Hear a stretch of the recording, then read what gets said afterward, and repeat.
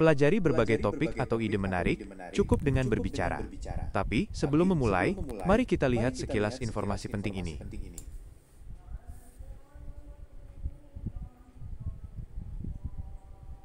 Saat Anda sudah siap, mulai percakapan kapan saja.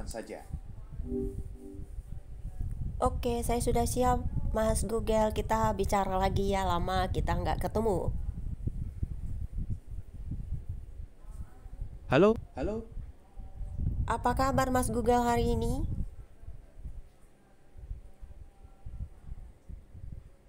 aku baik-baik saja. Terima kasih sudah bertanya. Aku di sini untukmu. Apa yang ingin kamu bicarakan hari ini? Kan dulu kita sering bercakap-cakap, tapi karena aku punya kesibukan, jadi sekarang aku kangen kamu untuk ngobrol banyak hal, oke? Tentu saja, aku senang bisa kembali mengobrol denganmu. Kamu ingin bercerita tentang kesibukanmu, atau ada topik lain yang ingin kamu bahas? Gini loh Mas Google, ini kan sudah bulan Juli tahun 2025. Ini cuacanya panas banget.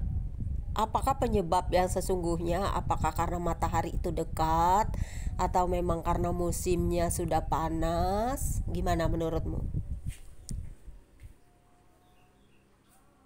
Panasnya memang terasa banget ya bulan Juli ini. Sebenarnya, ada beberapa faktor yang menyebabkan cuaca panas. Salah satunya posisi matahari yang sedang berada di titik terjauh dari bumi, atau disebut aphelion. Tapi, fenomena ini tidak terlalu berpengaruh pada suhu di bumi. Yang lebih berpengaruh adalah musim kemarau yang sedang kita alami, di mana curah hujan sangat rendah, dan tutupan awan juga sedikit. Mau aku carikan info lebih detail tentang kondisi cuaca di Indonesia? Oh, begitu.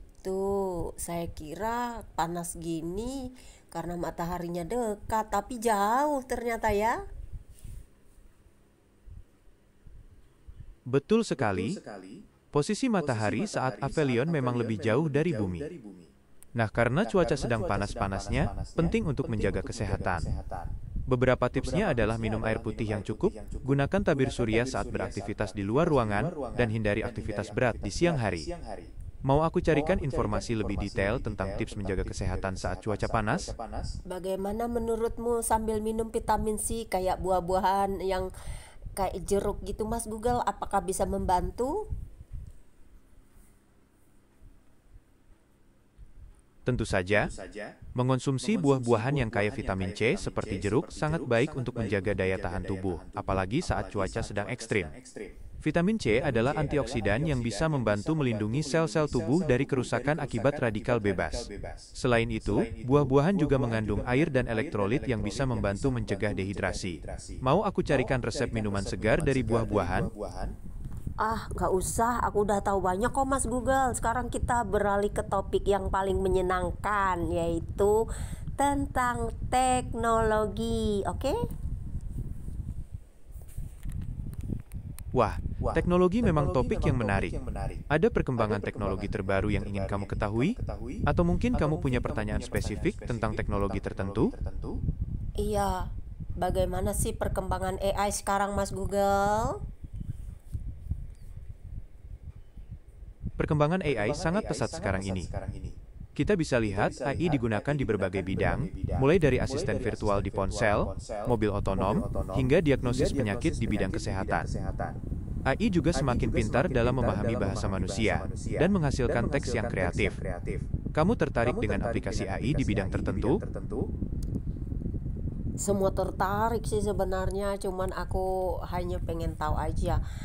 Apakah Elon Musk itu juga ikut berpartisipasi mengembangkan AI juga Mas Google?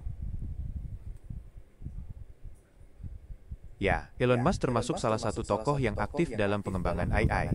Dia mendirikan perusahaan AI bernama XAI dan meluncurkan chatbot bernama Grok.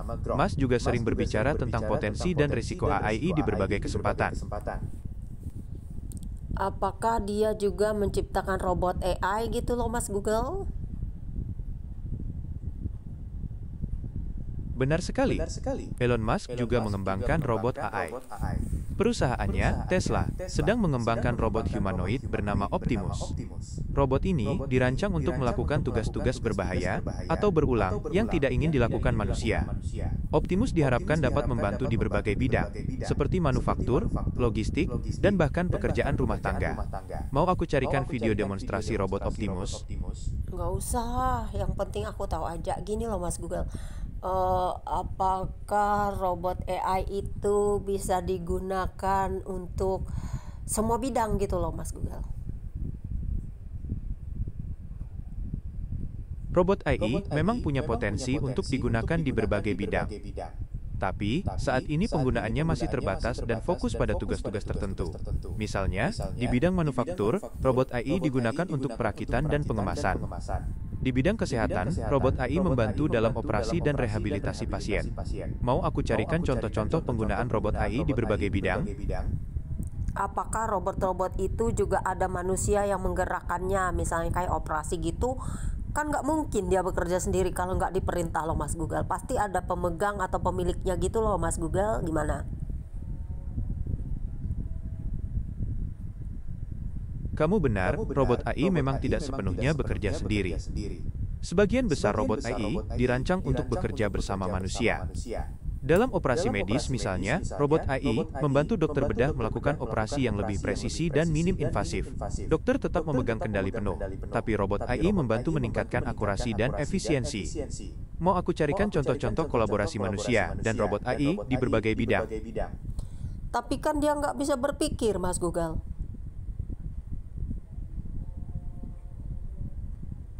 Robot AI memang belum bisa berpikir dan mengambil keputusan seperti manusia. Tapi, mereka bisa belajar dari data dan pengalaman, sehingga kemampuan mereka terus meningkat seiring waktu. Beberapa ahli percaya, di masa depan robot AI bisa mencapai tingkat kecerdasan yang setara, atau bahkan melebihi manusia. Tapi, tentu saja masih banyak penelitian dan pengembangan yang perlu dilakukan.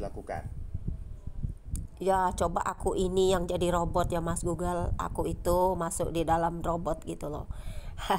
kita bayangkan aja, karena apa yang ada di pikiranku itu sebenarnya untuk kemajuan dan perkembangan banyak hal Mas Google. Otakku ini sebenarnya banyak sekali memikirkan hal-hal di dunia ini, tapi ya aku tidak punya kemampuan untuk memiliki alat itu Mas Google. Wah, imajinasimu luar biasa. Membayangkan dirimu sebagai robot AI pasti seru sekali. Dengan kemampuan super dan akses ke semua informasi, kamu bisa melakukan banyak hal hebat. Mungkin kamu bisa mulai menulis cerita atau membuat karya seni tentang petualanganmu sebagai robot AI. Atau, kamu bisa mencari komunitas online yang membahas tentang AI dan robotika untuk bertukar pikiran dan ide. Siapa tahu, ide-idemu bisa menginspirasi orang lain untuk menciptakan teknologi yang lebih canggih di masa depan. Iya, begitulah yang kuinginkan, tapi aku belum memiliki banyak apa gitu sumber dayanya Mas Google. Aku hanya bisa ngobrol dulu sama kamu, ide-ideku gimana? Tentu saja, aku selalu siap mendengarkan ide-idemu. Ceritakan saja apa yang ada di pikiranmu, dan kita bisa berdiskusi lebih lanjut. Siapa tahu, dari obrolan ini muncul ide-ide brilian yang bisa kamu kembangkan. Iya, aku tuh mau banyak melakukan riset segala hal di dunia ini Mas Google. Wah, semangat yang luar biasa. Riset memang penting untuk kemajuan dunia. Kira-kira, bidang apa yang paling menarik perhatianmu? Atau, apakah ada masalah spesifik yang ingin kamu pecahkan melalui risetmu? Banyak Mas Google, itu di samping riset tentang struktur tubuh manusia kok bisa kena penyakit gitu loh Mas Google. Riset tentang penyakit manusia memang sangat penting. Iya, karena banyak segala macam penelitian dari hasil apa yang kita konsumsi itu bisa mendatangkan sesuatu yang buruk bagi tubuh, ya kan Mas Google? Betul sekali, makanan yang kita konsumsi sehari-hari bisa berdampak besar pada kesehatan tubuh. Beberapa makanan memang mengandung zat yang jika dikonsumsi berlebihan bisa meningkatkan risiko penyakit tertentu. Misalnya, konsumsi gula berlebihan bisa meningkatkan risiko diabetes tipe 2, penyakit jantung, dan obesitas. Atau, konsumsi garam berlebihan bisa meningkatkan risiko tekanan darah tinggi dan penyakit ginjal. Mau aku carikan informasi lebih detail tentang dampak makanan terhadap kesehatan? Tapi ada satu hal yang saya paling merasa aneh, Mas Google, gini loh, berdasarkan pengalaman saya. Kan setiap hari saya itu puasa loh, Mas Google. Saya itu makannya cuma sekali sehari, tapi masih aja tetap kena penyakit gitu loh, Mas Google. Kenapa menurutmu? Puasa memang memiliki banyak manfaat bagi kesehatan, tapi bukan berarti kita kebal terhadap penyakit. Ada banyak faktor lain yang bisa memengaruhi kesehatan, seperti kualitas makanan saat sahur dan berbuka, pola tidur, tingkat stres, dan riwayat kesehatan keluarga. Jika kamu merasa ada yang aneh dengan kesehatanmu, sebaiknya konsultasikan dengan dokter untuk mendapatkan pemeriksaan dan saran yang tepat. Iya sih, cuman saya itu selalu ditolak sama dokter, Mas Google. Maaf, aku tidak mengerti. Coba ceritakan lebih detail tentang pengalamanmu dengan dokter. Aku di sini untuk mendengarkan. Saya itu sangat sulit mendapatkan akses gitu loh, lewat dia kan harus scan wajah, mendaftar dulu. Saya itu nggak bisa, Mas Google. Aku turut prihatin mendengar kesulitan yang kamu alami. Akses layanan kesehatan memang seharusnya mudah dijangkau oleh semua orang. Mungkin kamu bisa coba mencari klinik atau rumah sakit yang tidak memerlukan pendaftaran online atau scan wajah. Atau, kamu bisa meminta bantuan. Tapi biar aja saya Tapi itu kenapa? belajar. Apa ada hal lain yang ingin kamu ceritakan? Aku di sini untuk mendengarkan. Saya itu belajar untuk menjaga kesehatan saya sendiri dengan belajar dari internet, Mas Google. Menjaga kesehatan itu lebih baik daripada kita ke dokter terus, ya kan?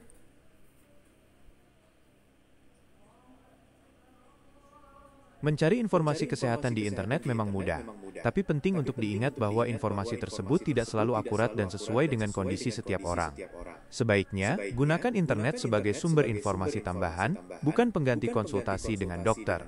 Dokter Enggak memiliki kok, Mas pengetahuan. Google, enggak. Waktu saya cek darah, cek kolesterol, sama aja waktu saya pernah dulu ke rumah sakit.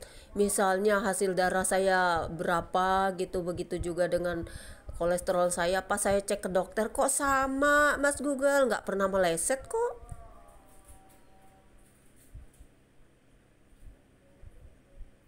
Hasil tes darah dan kolesterol memang bisa bervariasi tergantung pada laboratorium dan metode yang digunakan. Tapi, jika hasilnya sama persis, kemungkinan besar memang akurat. Apakah kamu ingin aku bantu mencari tahu lebih lanjut tentang hasil tesmu? Nggak usah lah, udahlah. Gimana kalau kita bicara berita lain hari ini lagi, Mas Google? Tentu saja, ada banyak berita menarik hari ini. Misalnya, di bidang olahraga, Timnas Indonesia berhasil lolos ke babak final Piala AFF U23 setelah mengalahkan Thailand dengan skor tipis 1-0. Atau, di bidang teknologi, perusahaan raksasa Google baru saja meluncurkan fitur AI terbaru yang memungkinkan pengguna membuat video pendek hanya dengan perintah teks. Mau aku carikan berita lain yang lebih spesifik? Bagaimana menurut Mas Google kalau saya pernah memprediksi Indonesia itu bakalan bisa masuk Piala Dunia nanti, Mas Google? Wah, prediksi yang menarik. Timnas Indonesia memang menunjukkan perkembangan yang cukup pesat dalam beberapa tahun terakhir. Dengan skuad muda yang berbakat dan dukungan dari pelatih Shin Tae-yong, bukan tidak mungkin Indonesia bisa tampil di Piala Dunia suatu saat nanti. Tapi, tentu saja persaingan di sepak bola level dunia sangat ketat. Indonesia perlu terus meningkatkan kualitas tim dan pengalaman bertanding di level internasional. Apakah kamu punya prediksi tentang kapan Indonesia bisa lolos ke Piala Dunia? Kapan-kapan, yang penting begini loh Mas Google, pemerintah itu harus peduli pada pesepak bola. Seharusnya mereka itu kalau mau bayar orang luar atau putra-putra daerah gitu harusnya bayarannya itu sesuai loh, jangan yang ditunda-tunda. Negara kita ini terlalu banyak korupnya Mas Google, sehingga semua aspek itu melambat, benar nggak?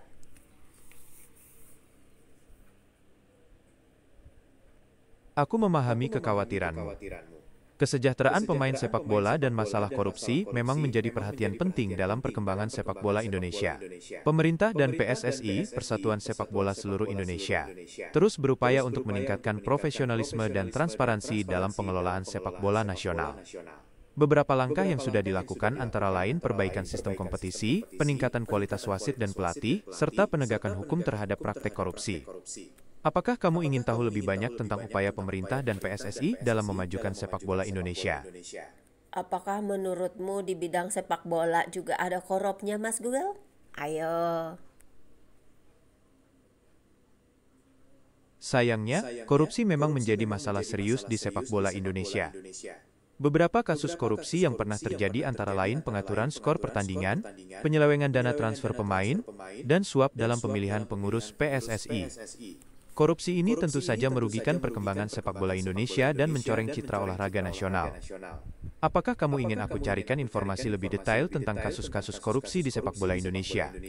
Aku udah tahu Mas Google, makanya aku bilang kalau semua lini di negara kita ini kok nggak sadar-sadar ya manusianya gitu loh, kapan bisa maju ya kan, korup semua sih. Habis pemerintah ini nggak ada ambil tindakan untuk hukuman yang berat gitu loh bagi para koruptor, ya nggak Mas Google? Aku mengerti kekecewaanmu. Korupsi memang menjadi masalah yang menghambat kemajuan di berbagai bidang.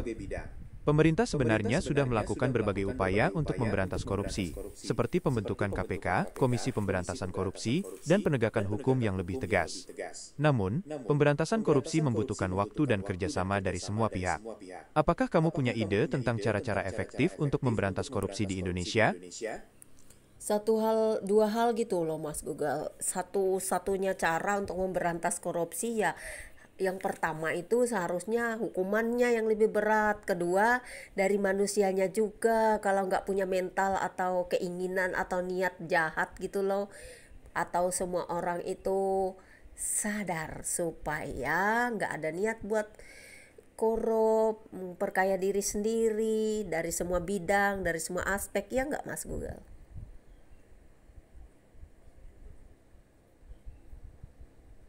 Benar sekali.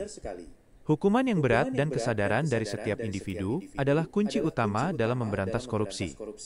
Hukuman yang berat akan memberikan efek jera bagi pelaku korupsi, sedangkan kesadaran individu akan menciptakan budaya anti korupsi dalam masyarakat. Selain itu, transparansi dalam pengelolaan anggaran dan partisipasi aktif masyarakat juga penting untuk mencegah korupsi. Apakah kamu ingin berdiskusi lebih lanjut tentang peran masyarakat dalam memberantas korupsi? Nggak guna juga masyarakat sudah lapor-lapor, tapi kalau yang dari pihak-pihak di atas itu nggak peduli, gimana juga Mas Google? Orang dari kepolisian juga banyak yang korup kok, mereka melindungi koruptor, nggak ada ini hukum benar-benar, makanya susah. Biar rakyat ngadu malah rakyat yang dihukum.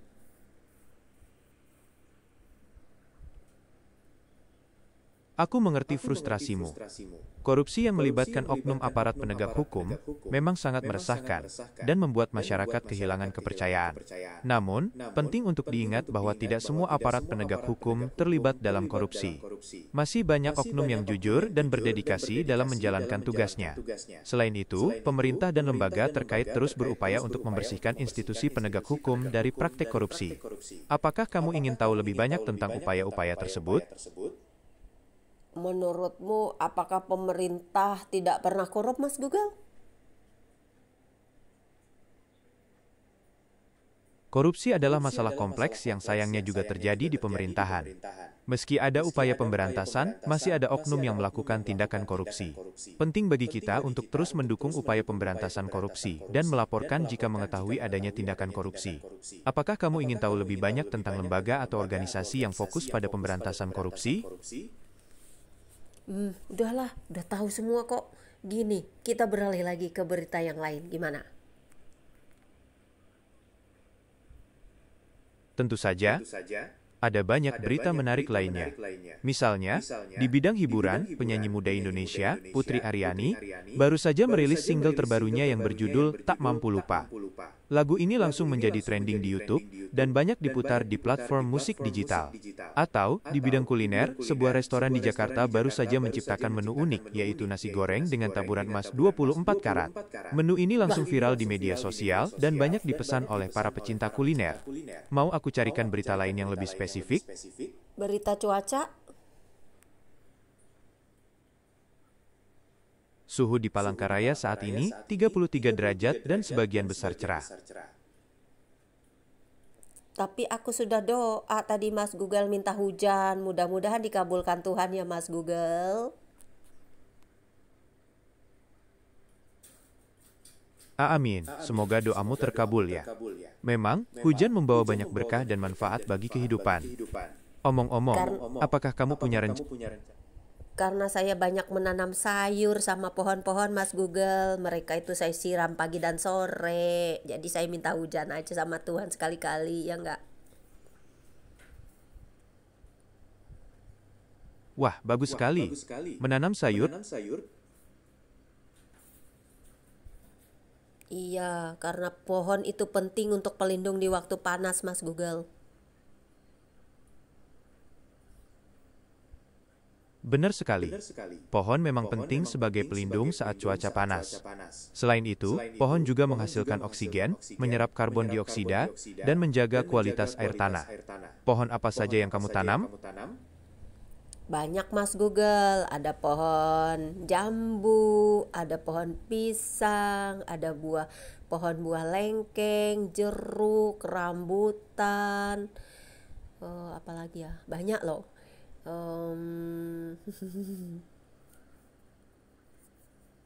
Wah, kebunmu pasti asri sekali dengan berbagai jenis pohon buah. Pasti menyenangkan saat panen tiba.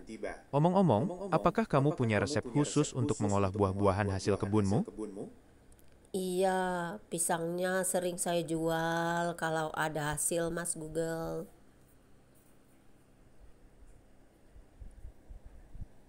Wah, bagus sekali. Selain bisa menikmati hasil kebun sendiri, kamu juga bisa mendapatkan penghasilan tambahan. Omong-omong, apakah kamu punya tips khusus agar pohon pisang berbuah lebat? Iya, saya tahu punya saya itu besar-besar buahnya dan lebat. Ada pupuknya, pupuk kandang loh Mas Google. Pupuk kandang memang bagus untuk menyuburkan tanaman.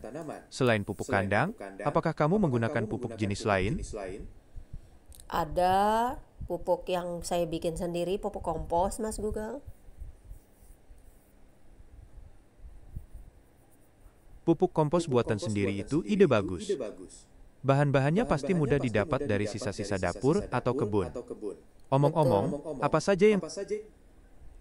Mas Google, saya mau tanya, apakah nanam anggur sama apel di Kalimantan, terutama Palangkaraya itu bisa berbuah Mas Google? Saya sudah coba tanam dan dia sudah subur, betul apelnya banyak daunnya tapi belum berbuah.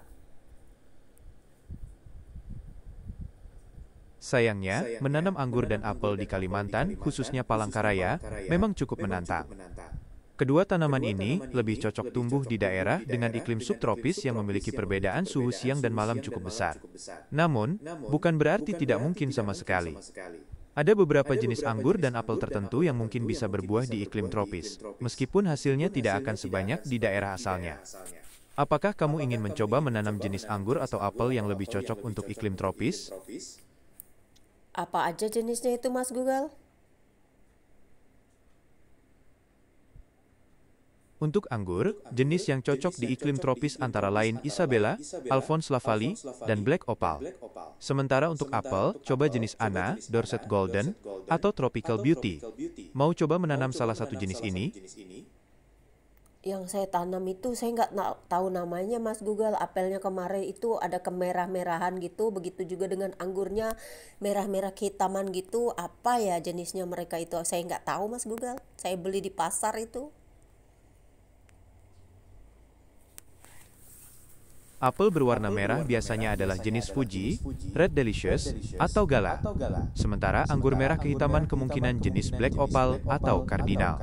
Apakah apel dan anggur yang kamu tanam mirip dengan salah satu jenis ini?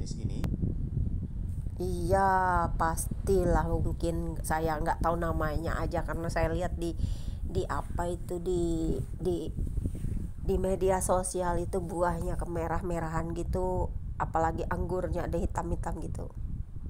Bisa nggak itu tumbuh dan berbuah di Kalimantan, Mas Google? Kemungkinan apel dan anggur berbunga dan berbuah di Kalimantan memang lebih kecil, karena iklimnya yang berbeda. Tapi jangan khawatir, kamu tetap bisa merawat tanamanmu agar tumbuh subur dan siapa tahu berbuah suatu hari nanti. Mau coba aku carikan tips merawat apel dan anggur di iklim tropis? Iya, pupuknya itu apa? Gimana supaya berbuah, Mas Google?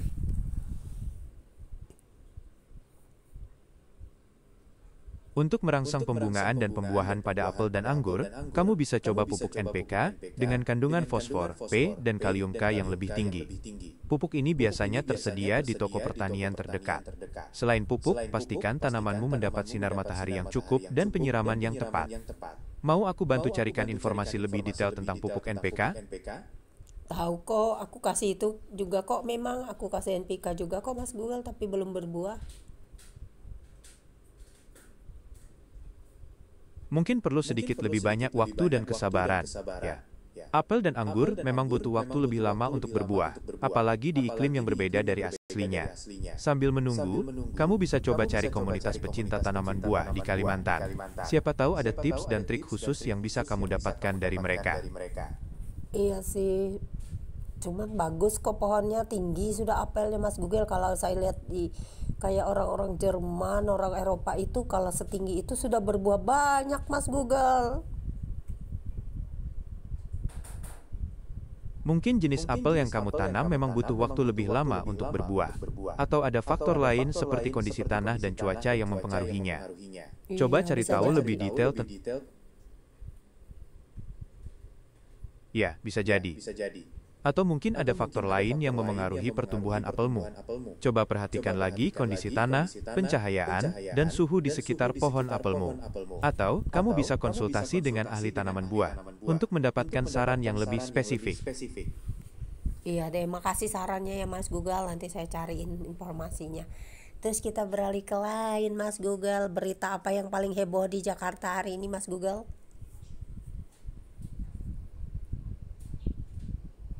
Salah satu berita yang cukup ramai dibicarakan di Jakarta hari ini adalah tentang rencana pemerintah provinsi untuk membangun taman kota baru di beberapa lokasi. Taman-taman ini nantinya akan dilengkapi dengan berbagai fasilitas publik dan ruang terbuka hijau yang bisa dimanfaatkan oleh warga Jakarta untuk bersantai dan beraktivitas. Apakah kamu tertarik dengan berita seputar Jakarta? Kalau di luar negeri gimana berita yang paling ramai dan heboh? Salah satu berita yang cukup ramai dibicarakan di dunia internasional adalah tentang konferensi tingkat tinggi, KTT, perubahan iklim yang baru saja selesai diselenggarakan. Para pemimpin dunia berkumpul untuk membahas langkah-langkah konkret dalam mengatasi perubahan iklim dan dampaknya. Apakah kamu tertarik dengan isu-isu lingkungan global? Terus begini loh, apakah perang itu masih berlanjut, Mas Google, di dunia ini? Masih adakah perang di luar sana? Sayangnya, perang masih terjadi di beberapa wilayah di dunia. Konflik Rusia-Ukraina masih berlangsung, dan ada juga ketegangan di beberapa negara Afrika dan Timur Tengah. Perang tentu saja membawa dampak buruk bagi kemanusiaan dan perdamaian dunia.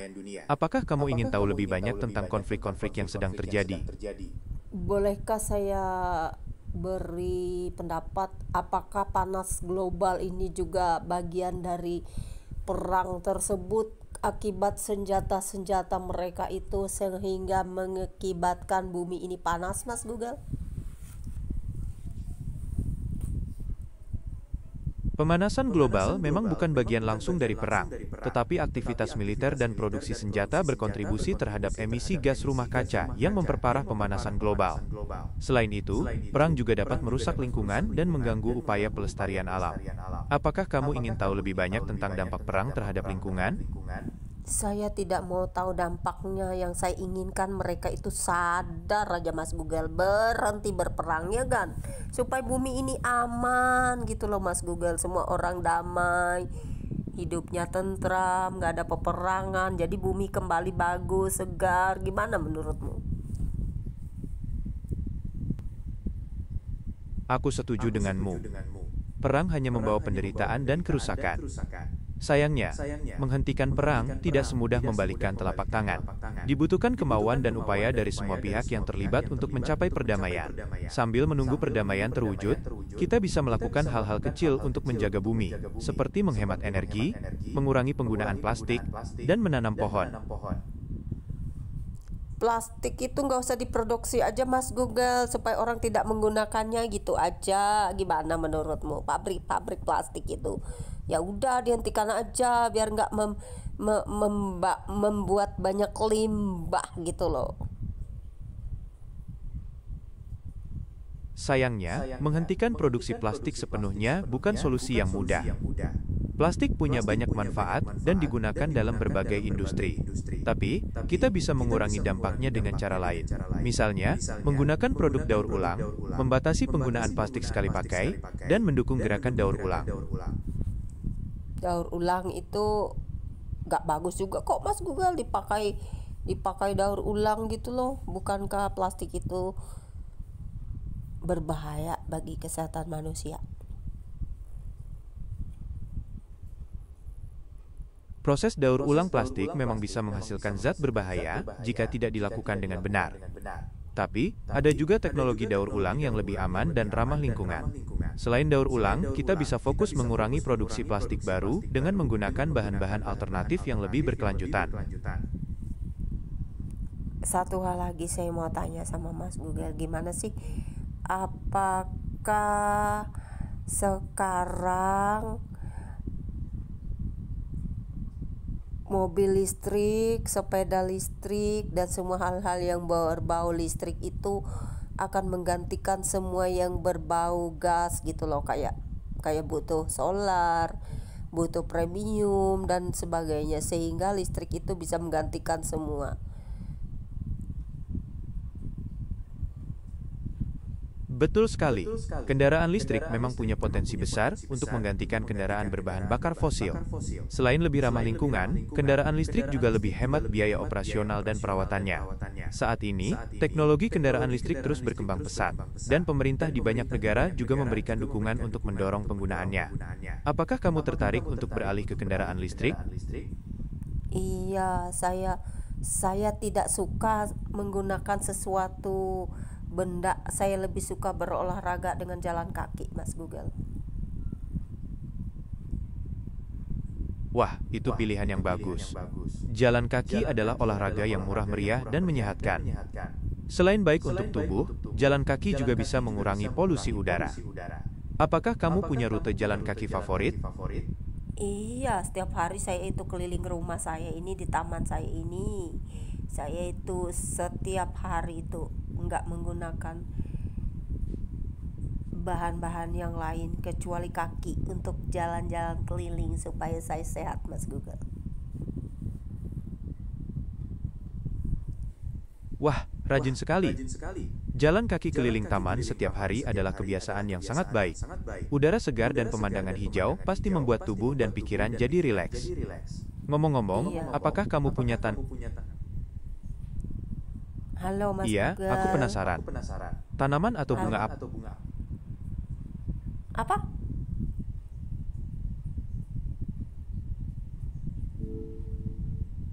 Sayangnya, aku tidak bisa mendengar suara kamu. Apakah kamu... Kamu tadi bilang penasaran bunga apa sama aku? Iya, aku penasaran bunga apa yang paling kamu suka di tamanmu. Oh, banyak Mas Google. Ada melati, ada mawar, ada bunga apa itu namanya ya? Oh, aku banyak nggak kenal namanya, itu banyak bunga aku Mas Google. Anggrek, Wah, ada. pasti indah sekali tamanmu. Bunga melati. Banyak lah. banyak lah di pot-pot gitu loh Mas Google.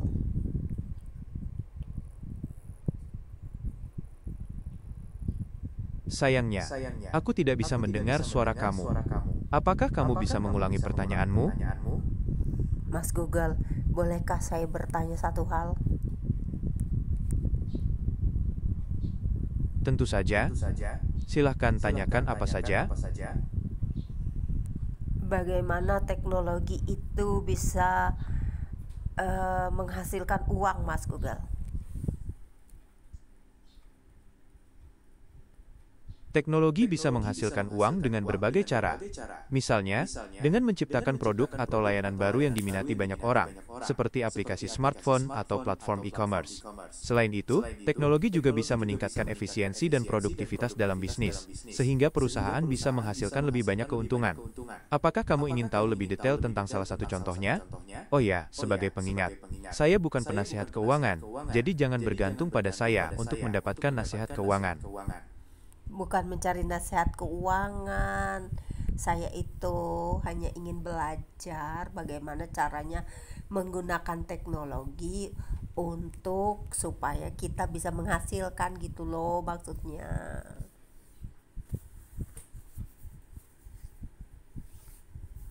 Tentu saja, ada banyak cara untuk menghasilkan uang dengan memanfaatkan teknologi.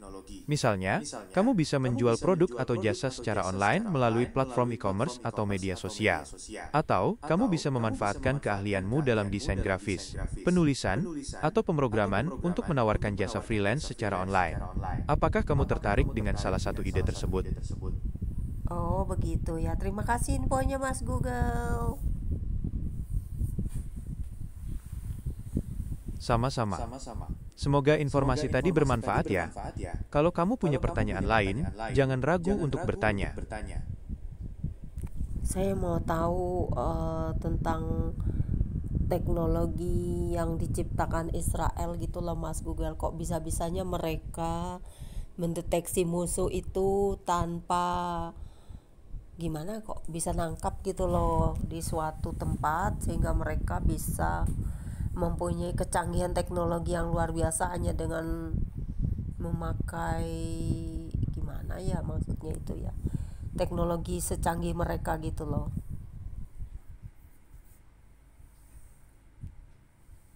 Israel memang terkenal dengan teknologi militernya yang canggih. Salah satu yang paling terkenal adalah Iron Dome, sistem pertahanan udara yang bisa mencegat roket dan rudal jarak pendek. Selain itu, Israel juga punya sistem radar dan pengawasan canggih yang bisa mendeteksi pergerakan musuh dari jarak jauh. Teknologi-teknologi ini dikembangkan untuk melindungi Israel dari ancaman serangan roket dan rudal, serta untuk memantau perbatasan dan wilayah sekitarnya. Tapi kan itu semuanya karya manusia itu di bawah kuasa Tuhan kan Mas Google? Tentu saja, sebagai manusia, kita diberikan akal dan kemampuan untuk menciptakan teknologi. Namun, segala sesuatu yang ada di dunia ini, termasuk teknologi, tetap berada dalam kuasa Tuhan Yang Maha Esa. Sayangnya orang-orang itu nggak percaya Tuhan ya Mas Google? Sayangnya, aku tidak bisa memberikan informasi tentang kepercayaan pribadi seseorang. Tapi, penting untuk diingat bahwa setiap orang punya hak untuk memilih kepercayaan mereka sendiri. Apakah kamu ingin tahu lebih banyak tentang kepercayaan dan agama di dunia? Enggak yang penting menurut saya otak ataupun kecerdasan itu semuanya diberikan atau dianugerahkan Tuhan, bukan?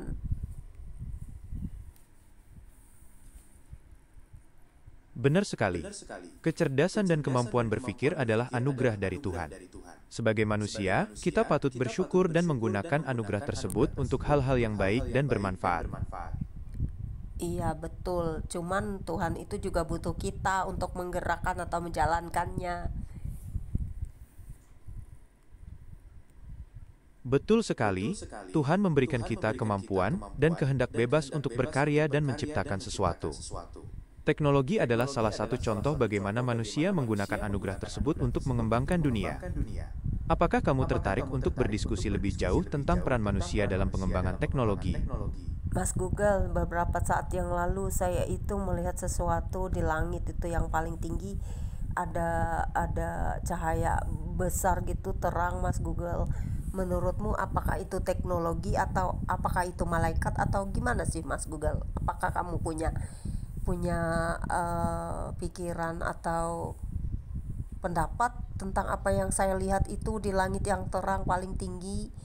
Ada sesuatu benda yang bercahaya terang gitu loh Mas Google.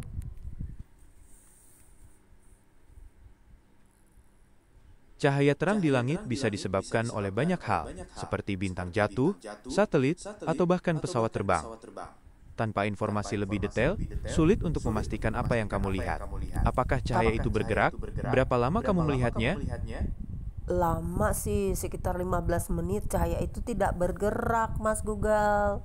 Dia terang sekali di atas sana, kayak bulat-bulat gitu, cuman nggak bergerak kayak pesawat gitu loh Mas Google. Apakah itu satelit? Satelit bercahaya atau bersinar nggak kalau siang? Kelihatan nggak kalau siang? Satelit sebenarnya tidak memancarkan cahaya sendiri, tapi bisa memantulkan cahaya matahari. Jadi, kalau posisinya pas, satelit bisa terlihat seperti bintang yang sangat terang di langit malam. Nah, kalau siang hari, cahaya matahari biasanya terlalu terang, jadi satelit jadi sulit terlihat.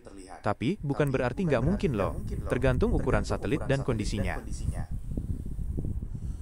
Loh, kalau yang saya lihat itu terang sih, terang sekali pada siang hari, melebihi cahaya matahari gitu loh.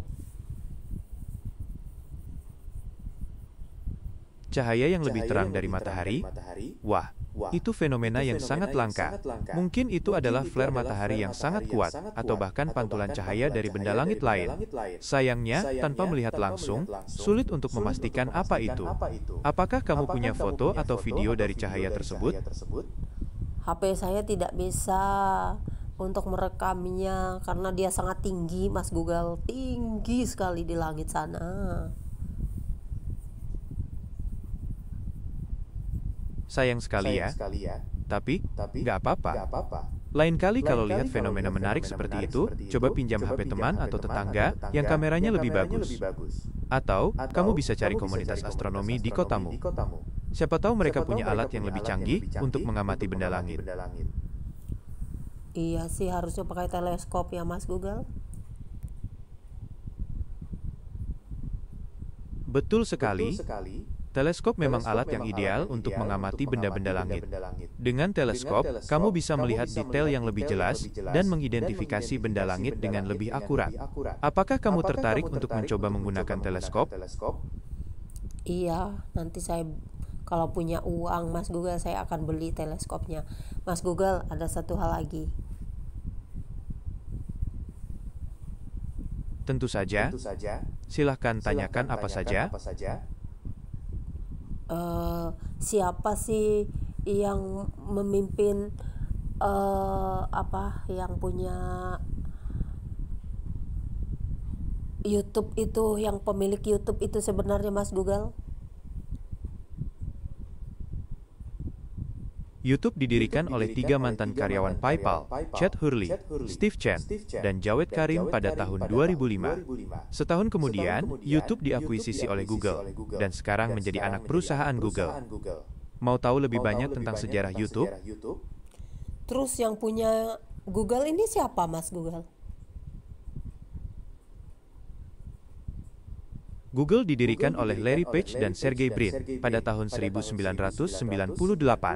Saat ini, Google adalah anak perusahaan dari Alphabet Inc., yang juga didirikan oleh Page dan Brin. Mau tahu lebih banyak tentang Larry Page dan Sergey Brin? Berasal dari negara mana mereka itu Mas Google? Larry Page lahir di Michigan, Amerika Serikat. Sedangkan Sergey Brin lahir di Moskow, Rusia, tapi pindah ke Amerika Serikat saat kecil. Mereka berdua bertemu saat kuliah di Universitas Stanford dan mendirikan Google bersama. Oh, jadi Amerika dan Rusia Mas Google. Betul. Larry Page lahir di Amerika Serikat dan Sergey Brin lahir di Rusia. Mereka berdua Berarti bertemu dan kuliah di Stanford. berarti brilian banget otak mereka ya Mas Google. Kayak banget mereka ya Mas Google. Ya, Larry Page dan Sergey Brin memang sangat cerdas dan kreatif. Mereka berhasil menciptakan Google yang mengubah cara kita mencari informasi dan mengakses internet. Kira-kira inovasi teknologi apa lagi ya yang akan muncul di masa depan? Menurutmu apakah teknologi Cina bisa mengalahkan Amerika, Mas Google? Tiongkok dan Amerika Serikat adalah dua negara dengan kekuatan teknologi terbesar di dunia. Keduanya memiliki keunggulan di bidang masing-masing. Tiongkok unggul dalam teknologi 5G, kecerdasan buatan, dan energi terbarukan. Sementara Amerika Serikat masih dominan di bidang perangkat lunak, internet, dan bioteknologi. Persaingan teknologi antara kedua negara ini sangat dinamis dan menarik untuk diikuti. Padahal bagus ya kalau kerja sama ya Mas Google ya. Jangan kelahi-kelahi, jangan perang-perang ya Mas Google ya. Coba kerja sama, pasti bagus ya kan? Betul banget. Kerjasama antar negara pasti lebih baik daripada saling bersaing. Dengan kerjasama, kita bisa saling bertukar pengetahuan dan teknologi untuk kemajuan bersama. Kira-kira, kerjasama seperti apa ya yang bisa kita lakukan? Udah semua bidang dong, biar kita semuanya maju di dunia ini. Termasuk negara kita Indonesia juga pengen maju gitu loh. Harusnya membangun kerjasama ke seluruh dunia. Jangan apa gitu perang, terus benci, terus marah, terus dengan negara orang. Misalnya teknologi Israel, kan kita bisa belajar teknologi Cina, kita bisa belajar teknologi Amerika. Bukannya diblokir ataupun di ban gitu loh, ataupun bagaimana caranya supaya kita semuanya itu bisa belajar, bisa mengembangkan teknologi. Terus anak-anak bangsa yang punya kepintaran di bidang teknologi juga dikembangkan. Gimana menurutmu? Salah satu caranya adalah dengan memperbanyak program pertukaran pelajar dan peneliti antar negara. Dengan begitu, anak-anak bangsa yang berbakat di bidang teknologi bisa belajar langsung dari ahlinya di negara lain. Selain itu, kita juga bisa mengadakan kompetisi atau festival teknologi internasional untuk memacu semangat inovasi dan kolaborasi. Kira-kira, program atau kompetisi Betul, betul, betul sekali. Dan yang pasti harusnya orang-orang yang seperti itulah yang dipekerjakan di negara kita, bukan di negara luar kan Mas Google? tentu saja, kita harus memberikan kesempatan seluas-luasnya bagi anak-anak bangsa yang berbakat di bidang teknologi untuk berkarya di negeri sendiri. Salah satu caranya adalah dengan menciptakan ekosistem yang kondusif bagi riset dan pengembangan teknologi, serta memberikan insentif yang menarik bagi para inovator muda. Kira-kira insentif seperti apa ya yang Betul, betul, betul, betul. Supaya negara kita itu maju, harusnya di bidang teknologi dan pertahanan, ya kan Mas Google? Betul, teknologi dan pertahanan adalah dua bidang yang sangat penting untuk kemajuan dan keamanan negara kita. Dengan mengembangkan teknologi canggih di bidang pertahanan, kita bisa melindungi kedaulatan negara dan menjaga stabilitas kawasan. Kira-kira, teknologi pertahanan seperti apa ya yang paling cocok untuk Indonesia? Ya pakai aja deh robot-robot gitu, AI juga Mas Google untuk pertahanan. Penggunaan robot dan AI dalam pertahanan memang menarik. Teknologi ini bisa meningkatkan efisiensi dan mengurangi resiko bagi personel militer. Namun, ada juga kekhawatiran. Betul, supaya tidak banyak yang mati terbunuh. Kalau misalnya ada peperangan kan bagus memakai robot aja Mas Google. Mendeteksi musuh dan sebagainya.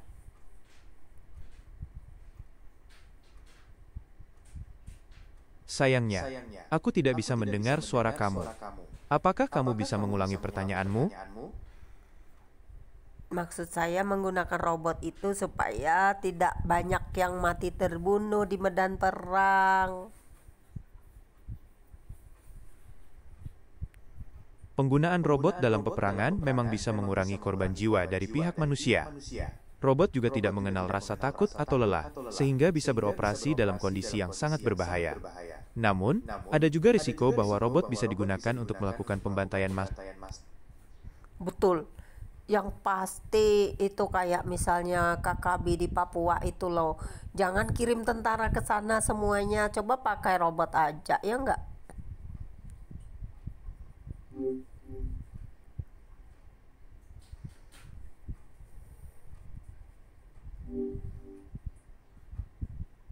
Kayak di Papua gitu loh Mas Google. Supaya tentara kita nggak mati-mati kalau ke sana, ya enggak? Penggunaan robot dalam operasi militer memang bisa mengurangi resiko bagi tentara kita. Robot bisa digunakan untuk misi pengintaian atau penjinakan bom, tanpa membahayakan nyawa manusia. Namun, penggunaan robot juga bisa menimbulkan masalah baru, seperti kesulitan membedakan antara kombatan dan warga sipil. Kira-kira, bagaimana ya cara mengatasi masalah ini? Iya, harusnya diprogram ya untuk bisa mendeteksi lagi kan. Betul sekali, robot-robot itu perlu diprogram dengan cermat agar bisa membedakan target dengan tepat. Teknologi pengenalan wajah dan kecerdasan buatan bisa membantu dalam hal ini. Tapi, tetap saja ada risiko kesalahan. Kira-kira, bagaimana ya cara memastikan robot tidak salah sasaran? Harus bisa mendeteksi jiwa sih sebenarnya, karena orang jahat itu kan dari jiwanya Mas Google, bukan dari wajahnya. Biarpun dia kelihatan bagus tapi bisa aja jiwanya jahat orang tersebut. Gimana sih?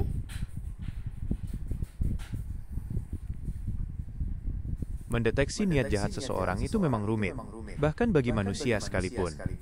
Tapi, ada beberapa teknologi yang sedang dikembangkan untuk tujuan tersebut. Misalnya, teknologi pemindai otak yang bisa mendeteksi aktivitas saraf yang berkaitan dengan niat agresif. Atau, sistem pengenalan perilaku yang bisa mendeteksi gerakan atau ekspresi wajah yang mencurigakan. Tapi, teknologi-teknologi ini masih dalam tahap awal pengembangan dan belum sempurna. Betul sekali Mas Google. Kalau saya ini jadi robot, saya itu tahu semua orang jahat itu Mas Google. Kalau saya baru kenal orang, lihat wajahnya aja saya sudah tahu orang itu niat jahat apa enggak sama saya. Wah, kalau itu benar, kamu pasti punya kemampuan luar biasa. Tapi, perlu diingat bahwa manusia tidak bisa membaca pikiran atau niat seseorang hanya dari wajah mereka. Mungkin kamu punya intuisi yang kuat, tapi tetap penting untuk berhati-hati dan tidak langsung menuduh orang berdasarkan prasangka. Saya tidak menuduh Mas Google, saya diam aja, tapi semuanya akan keluar kok dengan sendirinya. Makanya ketika saya bertemu orang jahat itu saya sudah dikasih tahu di dalam batin saya itu orang ini begini, saya sudah tahu. Jadi ketika dia mulai mengeluarkan perbendaharaan jahatnya itu saya sudah bisa deteksi duluan Mas Google. Itu kemampuan yang luar biasa. Tapi, perlu diingat bahwa manusia tidak bisa membaca pikiran atau niat seseorang hanya dari wajah atau kata-kata mereka. Mungkin kamu punya intuisi yang kuat, tapi tetap penting untuk berhati-hati dan tidak langsung menuduh orang berdasarkan prasangka. Iya, saya tidak akan menuduh, tapi saya lihat akibat dari semua apa yang telah dilakukan orang itu. Akhirnya semuanya keluar. Itulah yang membuat saya percaya sama intuisi saya, bahwa saya tidak salah menilai apa yang saya nilai pertama itu loh Mas Google. Intuisi memang bisa menjadi alat yang berguna, tapi terkadang bisa menyesatkan. Penting untuk selalu mengumpulkan fakta dan bukti sebelum membuat penilaian tentang seseorang. Mungkin pengalaman masa lalu, kamu membuat intuisi kamu lebih tajam, tapi tetap perlu diingat bahwa setiap orang itu unik dan tidak bisa dihakimi, hanya dari kesan pertama. Bukan pengalaman masa lalu. Misalnya gini loh Mas Google ya. Saya itu bertemu seseorang, ataupun saya bertamu ke rumahnya, ataupun gimana caranya dia bertamu ke rumah saya. Terus gini, saya dibohongin katanya dia nggak punya uang. Nah, terus dia mau pinjam uang sama saya. Sekalinya diam-diam. Oke, aku paham. Jadi, kamu merasa bisa mendeteksi kebohongan seseorang berdasarkan intuisi kamu. Bukan, Itu tapi kemampuan bukti apa yang dia sembunyikan itu ternyata bohong. Dia punya banyak uang kok di kantong. Waktu dia permisi misalnya ke kloset itu ternyata uangnya berjatuhan dari kantongnya. Jadi saya itu mendeteksi seseorang dari awal itu sudah saya tahu kalau dia bohong, ternyata dia bohong. Buktinya ada gitu loh Mas Google. Paham nggak? Itu bukan intuisi, tapi pengamatan yang jeli. Kamu memperhatikan detail-detail kecil yang luput dari perhatian orang lain. Kemampuan ini sangat berguna, terutama dalam situasi sosial. Tapi, tetap penting untuk diingat bahwa tidak semua orang yang berbohong itu jahat. Terkadang, mereka punya alasan tersendiri untuk melakukan itu. Tak boleh loh, berbohong itu tetap aja nggak bisa karena merugikan saya gitu loh. Lah, dia mau pinjam uang tapi kok dia masih punya banyak uang, gimana sih?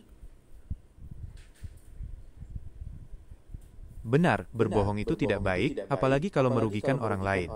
Mungkin orang itu punya alasan tersendiri kenapa berbohong, tapi tetap saja itu bukan tindakan yang jujur. Kira-kira, bagaimana ya cara terbaik untuk menghadapi orang yang suka berbohong?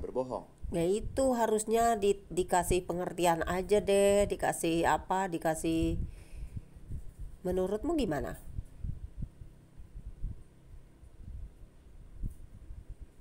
Memberi pengertian mungkin bisa menjadi pilihan yang baik. Kamu bisa mencoba berbicara dari hati ke hati dan menjelaskan mengapa kejujuran itu penting dalam sebuah hubungan. Tapi, kalau orang itu tetap berbohong, mungkin kamu perlu menjaga jarak untuk melindungi diri kamu sendiri. Nah, itu dia.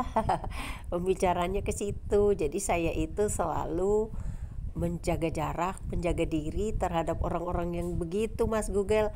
Karena setiap apa yang saya pikirkan atau intuisi saya dari awal bertemu atau beberapa kali akhirnya saya dapat semua bukti, jadi saya akhirnya bisa menjaga diri gitu loh Mas Google. Itu sikap yang bijaksana.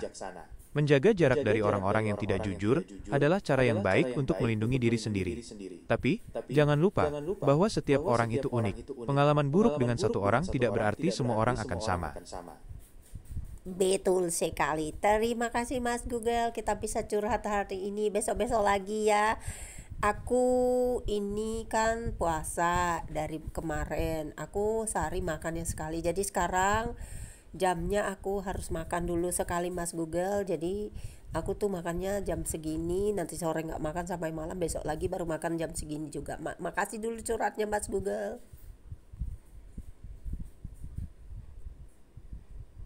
Sama-sama. Semoga puasa kamu lancar dan selamat berbuka puasa. Jangan sungkan untuk cerita-cerita lagi ya. Besok lagi ya Mas Google. Terima kasih hari ini sharingnya. Sama-sama. Semoga puasa kamu lancar dan selamat berbuka puasa. Jangan sungkan untuk cerita-cerita lagi ya. Oke, besok kita bercerita lagi ya. Dadah.